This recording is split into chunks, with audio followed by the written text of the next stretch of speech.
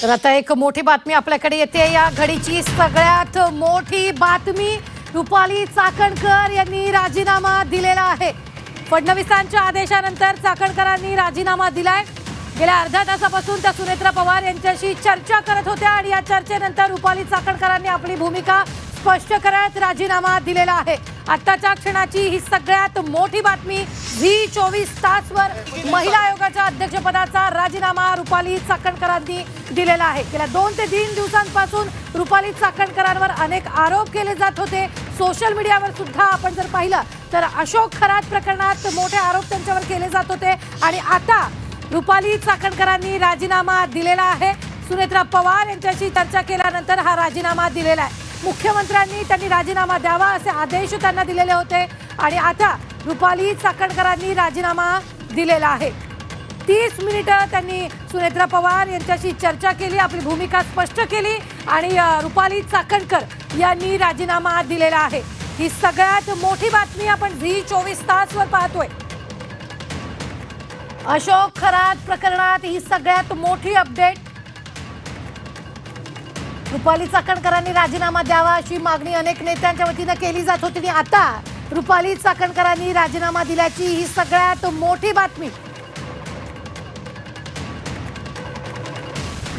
रुपाली चाकणकरांनी महिला आयोगाच्या अध्यक्षपदाचा राजीनामा दिलेला आहे। ही सगळ्यात मोठी बातमी आहे। फडणवीसांच्या आदेशानंतर चाकणकरांनी राजीनामा दिलेला आहे।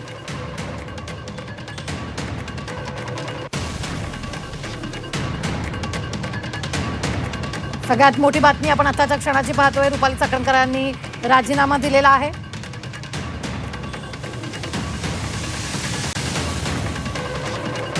तर याच संदर्भात ताजे अपडेट देत आहेत आपले प्रतिनिधी गोविंद तुपे।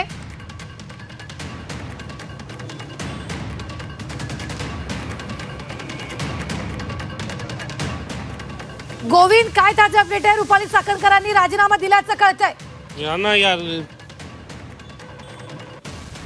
गोविंद, आवाज येतोय?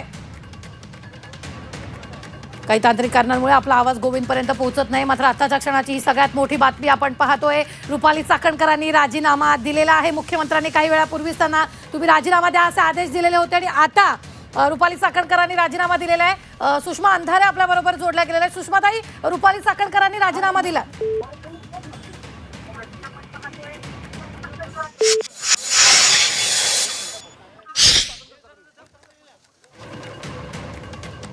तांत्रिक कारणांमुळे आपला संपर्क त्यांच्याशी सुद्धा तुटलेला आहे। मात्र आताच्या क्षणाची आपण ही सगळ्यात मोठी बातमी झी 24 तासवर पाहतोय। सुनेत्रा पवारांसोबत चर्चा झाल्यानंतर रुपाली चाकणकरांनी राजीनामा दिलेला आहे।